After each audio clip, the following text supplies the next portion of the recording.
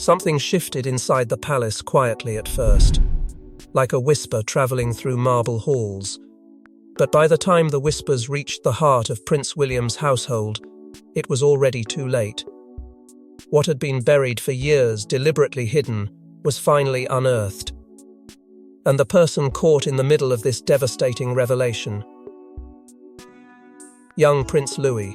The moment the news surfaced, aides described the Prince and Princess of Wales as shaken beyond words. Before we go deeper into what this really means for the royal family, make sure to subscribe so you don't miss a single update. It started with a meeting no one was supposed to notice held in the east wing of Clarence House under full confidentiality. No royal diary listed it. No press briefings hinted at it. But for those within the walls of power, it was impossible to ignore the sudden urgency. A handful of senior courtiers were summoned with less than 2 hours' notice. No agenda was given. The only instruction: be present and remain silent. Minutes later, Princess Catherine was seen leaving the premises with her head down and eyes swollen with tears, escorted swiftly to Kensington Palace. And within the hour, staff inside the Wales household received a terse directive: prepare Louis's quarters for changes. Effective immediately. The command stunned even the most seasoned royal aides. No one could explain what the changes were. No one dared to ask.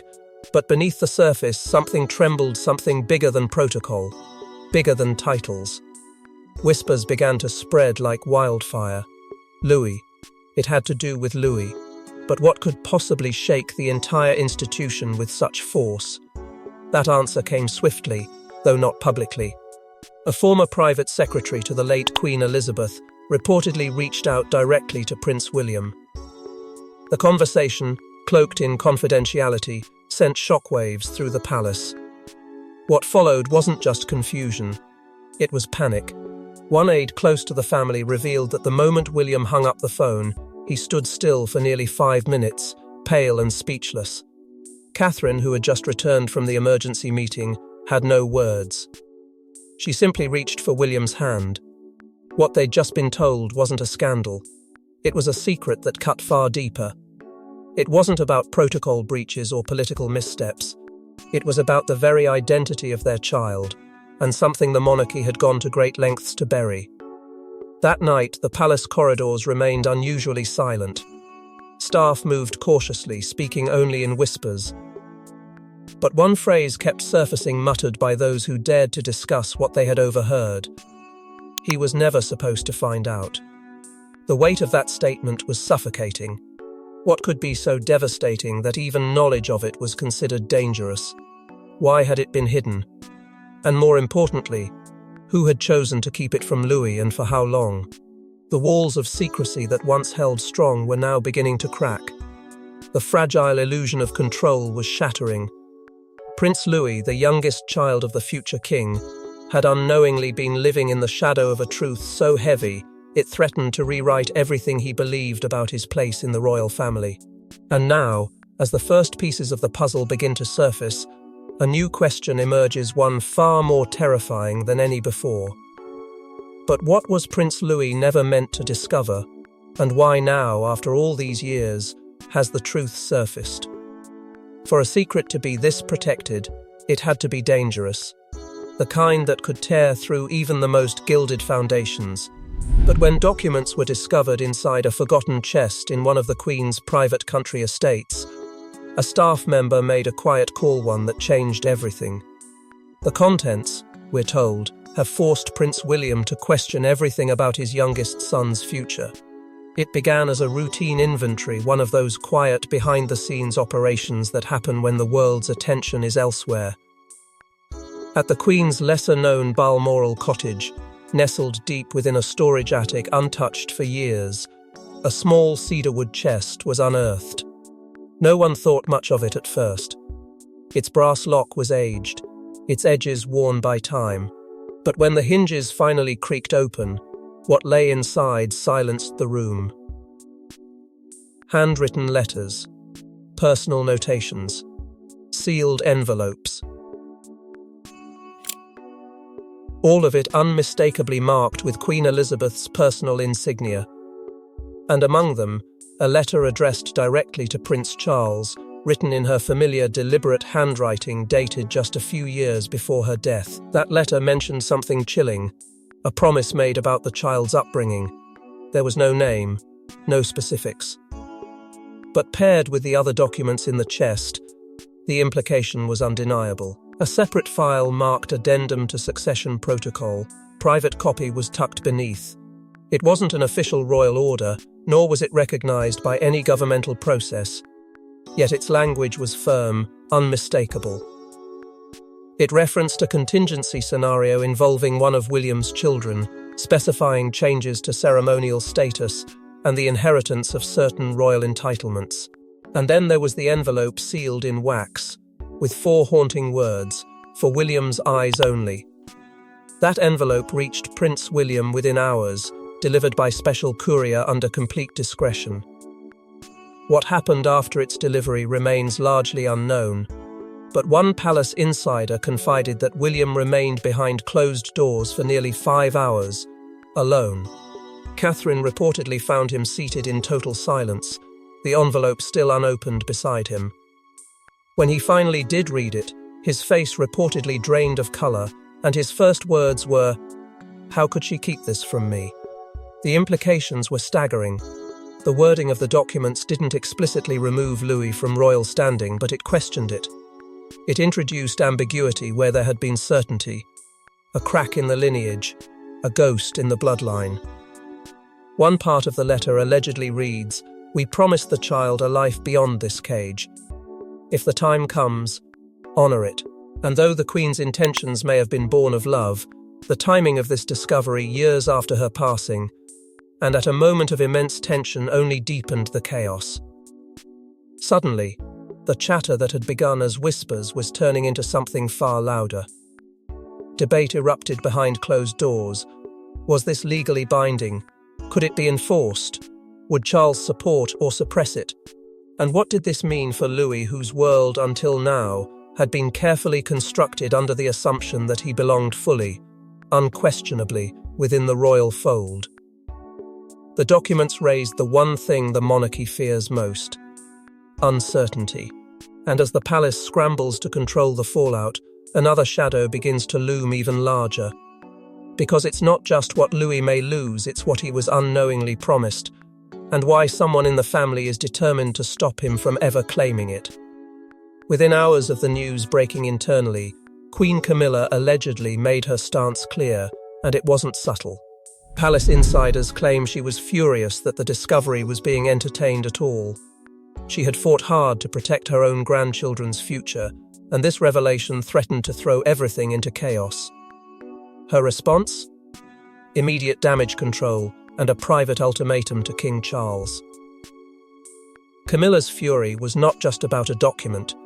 It was about the fragile balance of royal influence she had spent years engineering. The notion that a decades-old letter from the late Queen could disrupt everything, that it might alter Prince Louis's trajectory in a way that jeopardized her own family's standing, was simply unacceptable.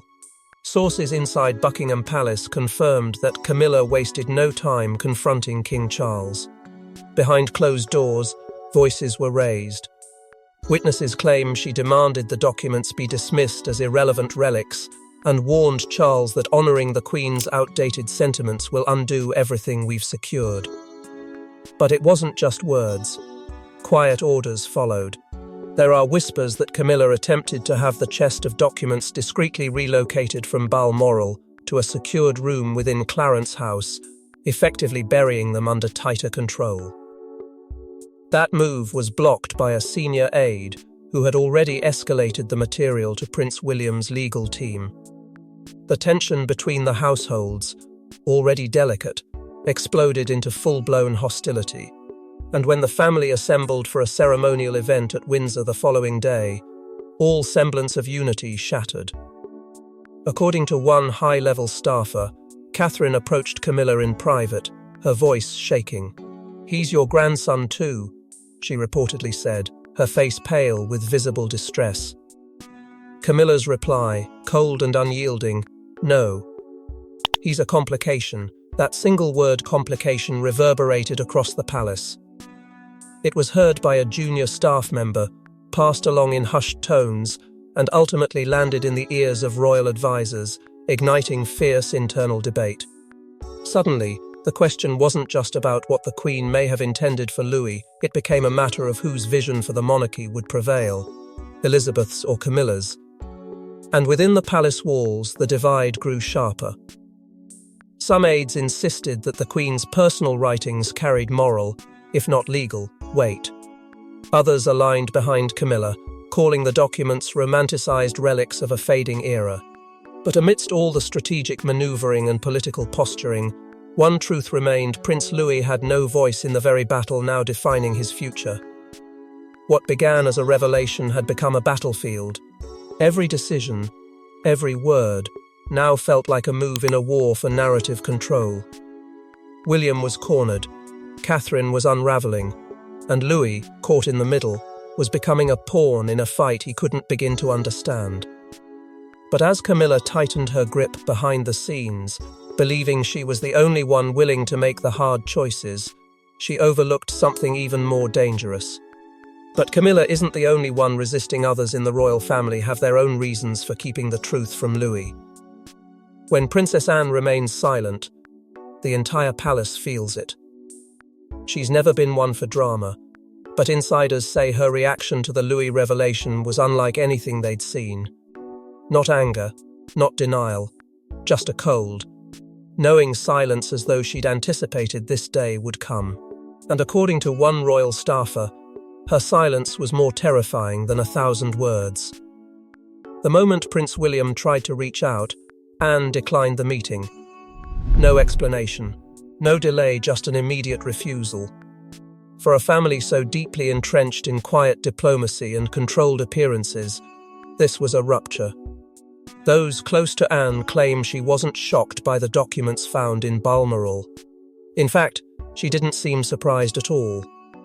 One aide confided that Anne had once spoken cryptically about unfinished intentions the Queen left behind, particularly relating to the younger children. Now that vague remark seemed far more deliberate than anyone realized.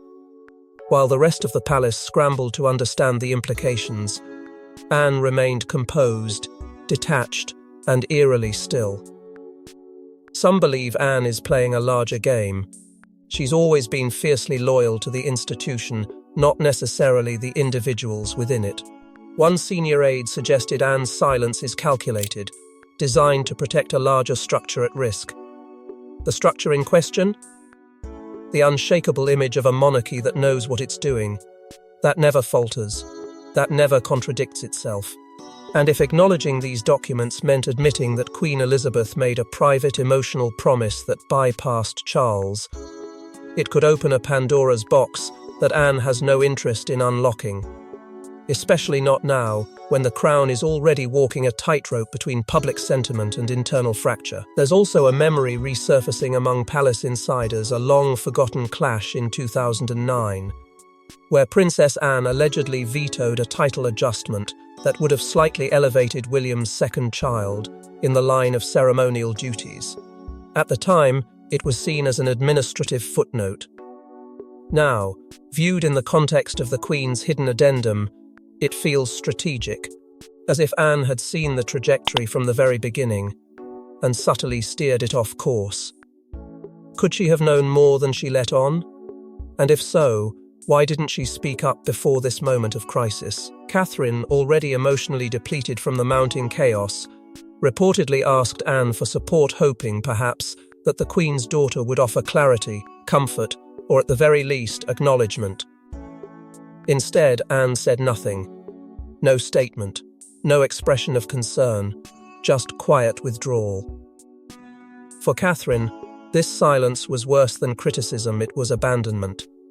It left her feeling isolated in a battle that was no longer just about status or tradition, but about the emotional well-being of her son. Within the palace, Anne's restraint is interpreted by some as wisdom, and by others as cold indifference. But everyone agrees on one thing: she's waiting. For what, no one knows.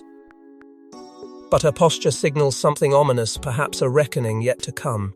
Because when Anne doesn't move, it's not out of fear, it's calculation. And when she finally does act, it's never small. As tension builds behind closed doors, it's not only the past being questioned, but Louis's entire future hanging by a thread. It wasn't in the official will. It wasn't filed with her legal team.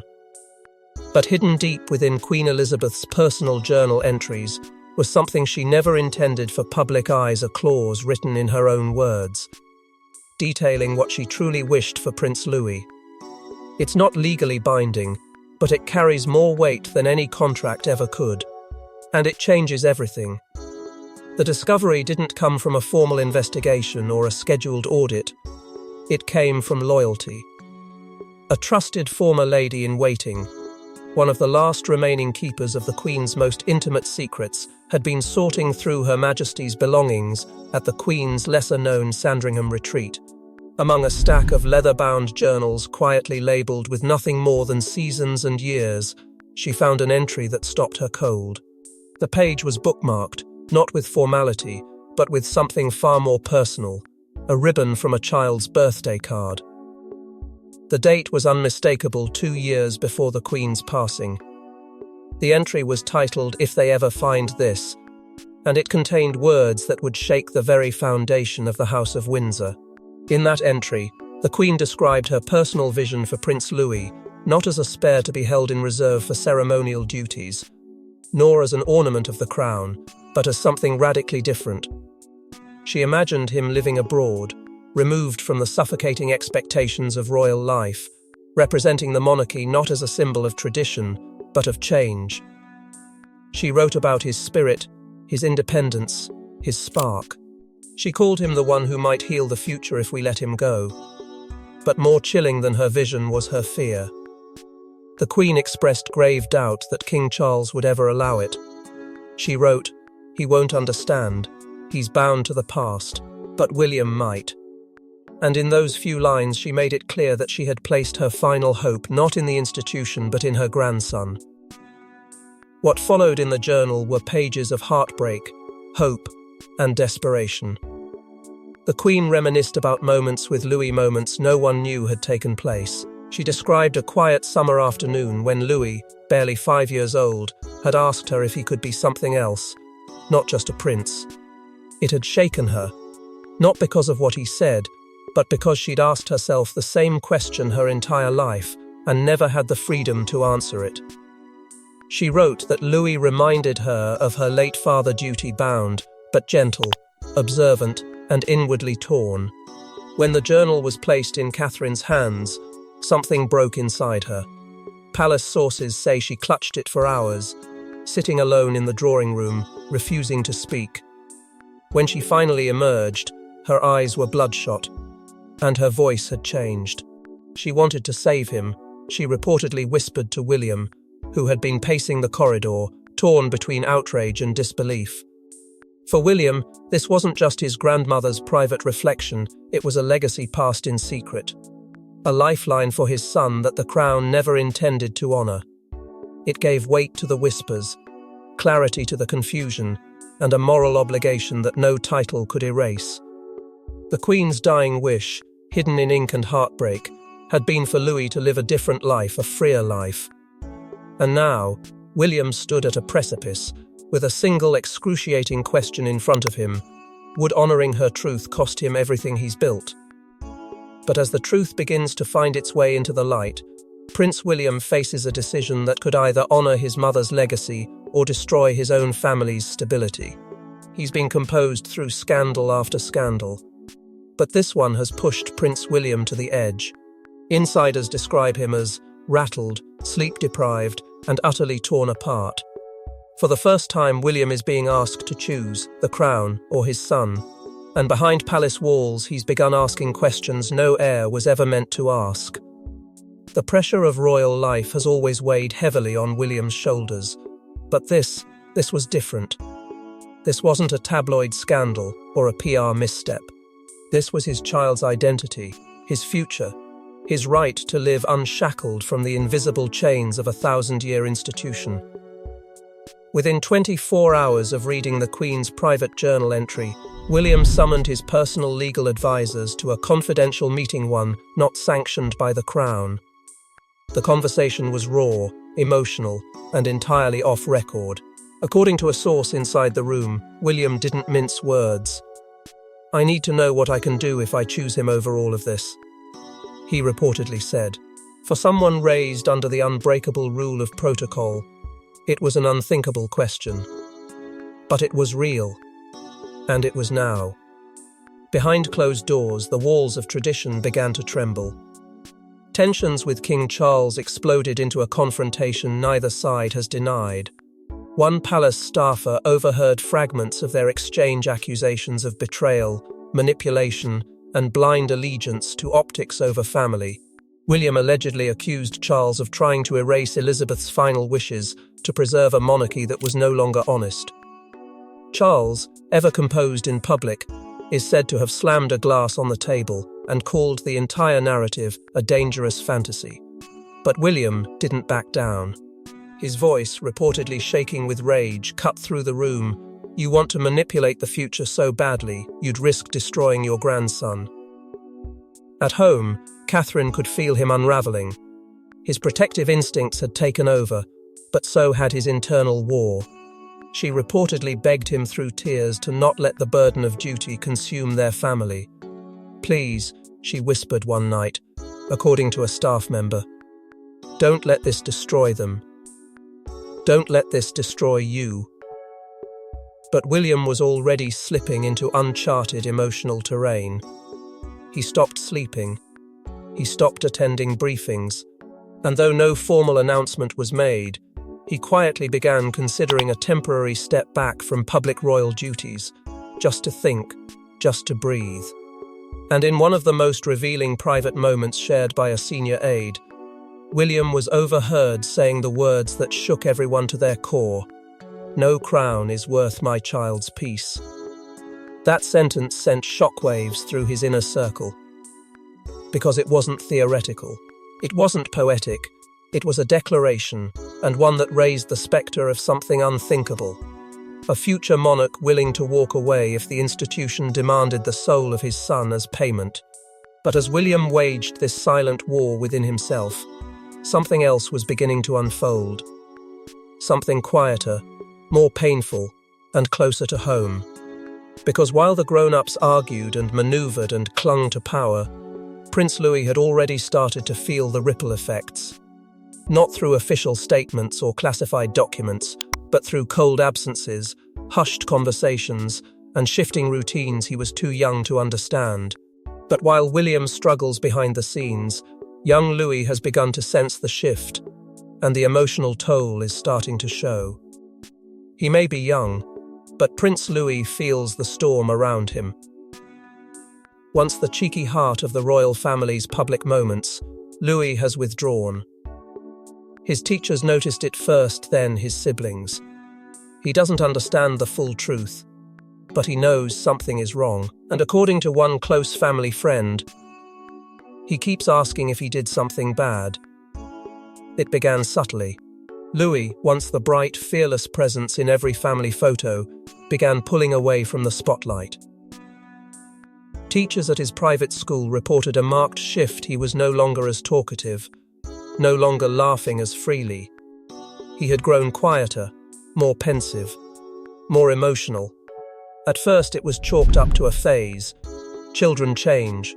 They process the world differently. But this wasn't just a phase. It was a fracture, a slow unraveling of security in a child too young to name what he was losing, but wise enough to feel the walls closing in. The structure of his days had changed. The warmth of home replaced by whispers, closed doors, and eyes full of worry. At night, Louis began asking Catherine the same question. Why is everything different? He noticed the changes in routine, the missed family dinners, the late-night calls, the looks exchanged between his parents when they thought he wasn't watching. He noticed the way Catherine no longer left for public engagements, how she stayed home, lingering around him longer than usual. And though she tried to reassure him, there were moments she couldn't hide her sadness.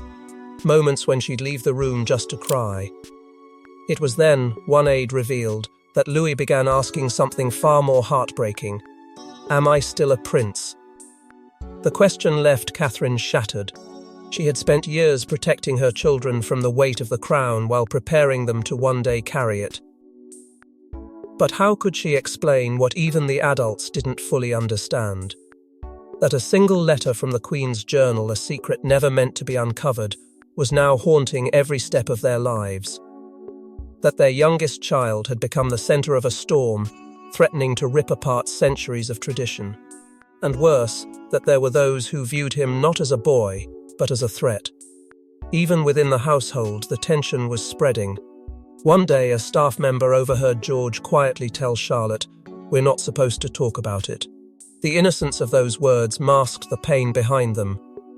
The siblings knew something was wrong, and in the absence of answers, they created silence. Catherine, unable to stand the weight of uncertainty any longer, cancelled every engagement on her calendar. Every royal event, every appearance gone. She stayed home with Louis, day and night, reading to him, holding him close, trying to preserve what little peace remained. In a moment of quiet desperation, Catherine penned a letter to her mother, Carol Middleton. In it, she described Louis as fragile but brave, a child who should never have had to carry this. She ended the letter with one chilling sentence: "He doesn't know who he is anymore, and I don't know how to help him find it again." That letter, though never intended to leave the Middleton family, was reportedly read by a senior palace aide and quietly passed on to someone unexpected. But as the emotional cost unfolds in real time, one figure from the past returns, determined to use this moment for their own agenda. He left, he broke away, and many thought he'd never look back. But Prince Harry has reportedly reached out directly to William, and what he offered shocked the future king. It wasn't judgment, it wasn't advice, it was something no one expected: support. But why now? And what does Harry truly want in return? The phone call came at night, unannounced, unexpected, and unlike any they'd had in years. William answered, guarded. But the voice on the other end wasn't combative. It was concerned. Harry, long estranged and exiled from the rhythms of royal life, had been following the news behind the scenes. Not the headlines, but the whispers, the murmurs from staff, the quiet confirmations from allies still loyal to him. And when he heard that Louis had become the center of a battle over identity and inheritance, something broke through. According to a source close to the Duke of Sussex, Harry didn't hesitate. "I know what it's like to have the institution try to shape you before you've even learned who you are," he said. "Don't let them do it to him." In a conversation described as raw and surprisingly emotional, Harry offered William something that caught him completely off guard. He invited Louis to come stay in California for a week, maybe more. A break from palace walls, from the tension, from the whispered politics. A chance to be around children who didn't speak in code or bow to hierarchy. William was stunned. In the past, their conversations had been strained, layered in blame and regret. But this was different. This was about something greater than either of them. This was about Louis. And for the first time in years, Harry wasn't asking William to choose sides. He was asking him to protect his son's innocence before it was lost for good. But the idea sparked a new fracture. Meghan, sources say, was deeply opposed. She reportedly expressed concern that Louis's presence could reopen old wounds, bring new scrutiny, or worse, drag their own children into a fresh media storm. "This isn't the time," she allegedly warned. Still, Harry persisted. He spoke of Archie, of how he'd seen the confusion in his eyes after hearing conflicting stories about his place in the family. He told William, "If I'd had someone step in for me early on, maybe I wouldn't have had to run." There was no threat, just a quiet plea: don't let them define him before he's even chosen who he wants to be. For William, the offer lingered, not because he dismissed it, but because deep down it resonated.